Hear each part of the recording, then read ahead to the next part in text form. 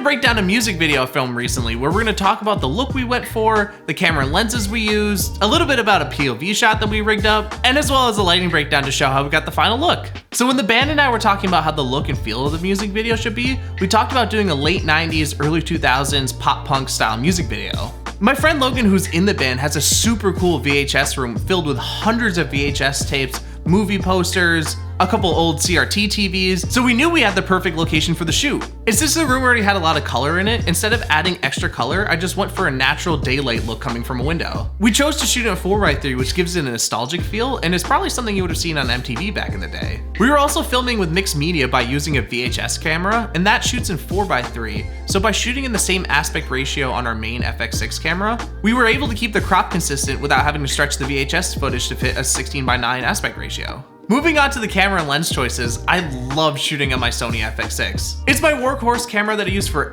everything, from projects like commercials, to narrative projects, to music videos, and even the YouTube video you're watching right now. And to help make it even feel even further like an early 2000s music video, I wanted to use a wide angle lens, which helped me get even closer to the subject while exaggerating the background. And for that, I used the IRIX 15mm wide angle lens.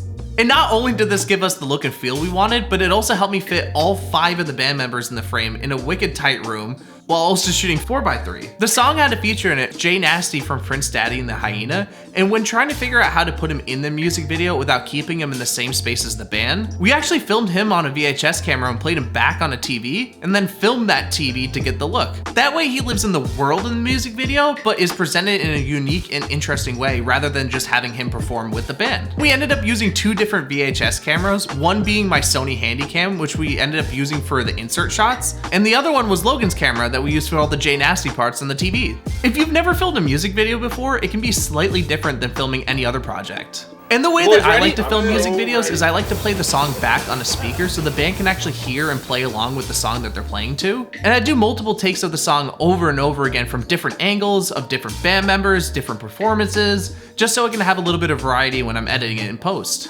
I normally start off with a wide shot, which gets all the band members in the same frame, and from there, I go and get individual shots of each band member doing their own take. And like I said, that gives me a lot of different things to cut to in post, which keeps the video entertaining and engaging. And that's kind of why I wanted to add the VHS camera element in it too, just to keep the viewer entertained, especially since the song was so energetic. And the last little trick I did to keep the video interesting was doing a POV camera rig. I wanted to make sure it worked before doing it on the shoot day for the first time, so I tried it at home with my own guitar. And the way that I did this is I used a Cardellini clamp directly on the body of the guitar with a grip head and a double-ended spigot with a 1/4-20 directly into an FX3. And this might not be the safest thing for a guitar, but I added some microfiber cloths on the shoot day in between the Cardellini clamp and the guitar body just to prevent it from scratching. And my plan for the lighting was to keep it relatively simple and natural. So here we have a frame from the music video. And the way that I went about setting up my scene was I put the band and shot into the corner here, which gave me the depth that I want from the movie posters and creating leading lines to the band. And from there, I lit the scene by using our key light from a window source coming from this direction, which was a 650B lighting up the back wall over here and giving a little bit of key and edge light to our talent. And from there, the only other thing I really did was use 2 F22Cs to wrap the light coming from the window. The left side F22C I had at 100%. I dimmed that down to about 20%, which just filled in the shadow side coming from here. And even for the final look, I thought the drummer looked a little bit too dark back here because all the light was coming from the window and wrapped around. So what I did on the day was add a tube light back here at 100%, but it still wasn't enough. So if I were to do it again, I would try to figure out how to get more light back there with still hiding it behind the band. And lastly, if I had another combo stand, I would shoot light up on the posters up here just to create some texture and interest up here. Moving on to the individual shots, we still had our key light coming from outside the window here, and all we did was wrap the F22C around a little bit to create some shape on the face.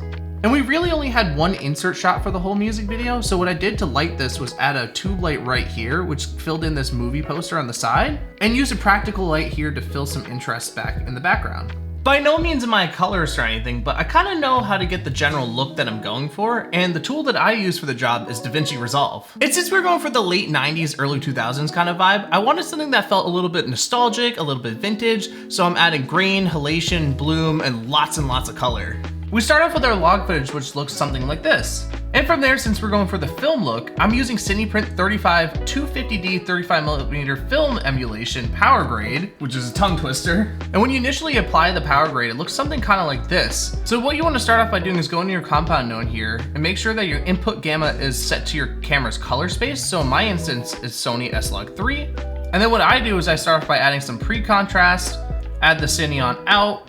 And since this is a bit intense, I bring down the gain a little bit to get to around the contrast level that I'm looking for. So something about like that. And I immediately turn off the grain because I think that Dehancer's grain is just a little bit better. And then I immediately turn off the grain and the halation because I like Dehancer's grain better. So then from there, all I did was add a new node and then apply Dehancer.